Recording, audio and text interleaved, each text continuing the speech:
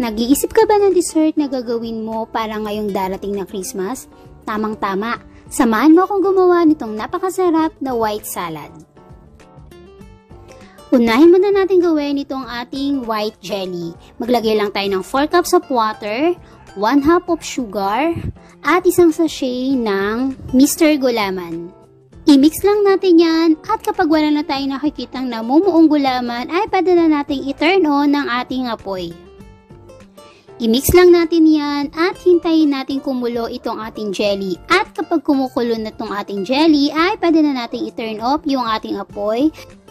At syempre, isasalin natin yan sa isang malinis na lagayan at hihintayin natin hanggang sa lumamig ang ating jelly.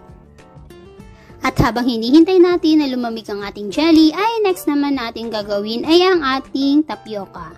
Maliliit na sago lamang ang gagamitin natin dito sa ating white salad. Make sure lang na ang inyong tubig ay kulong-kulo na bago nyo ilagay ang mga sago. Lulutuin natin to sa loob ng 8 to 10 minutes. At kapag luto na ang mga sago ay i-drain natin to at ilalagay natin sa isang malinis na lalagyan. Malamig na rin ang ating jelly kaya naman hihiwain natin to into cubes. Next naman na i-prepare natin ang ating creamer and condensed milk. Isang 250 ml all-purpose cream ang ginamit ko dito at 200 ml lang ng condensed milk ang nilagay ko dito. So kung gusto nyo mas matamis ay pwede nyong ibuhos lahat ng 300 ml na condensed milk. I-mix lang natin yung mabuti hanggang mag-combine yung ating creamer at yung ating condensed milk. Next naman na ilagay na natin yung ating fresh buko,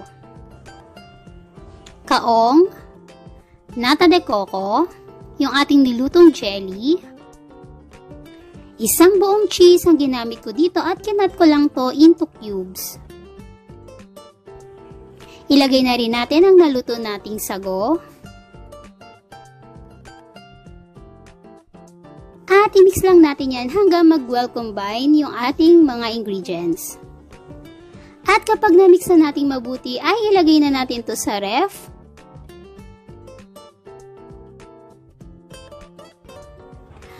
At malamig na ang ating white salad at ready to serve na.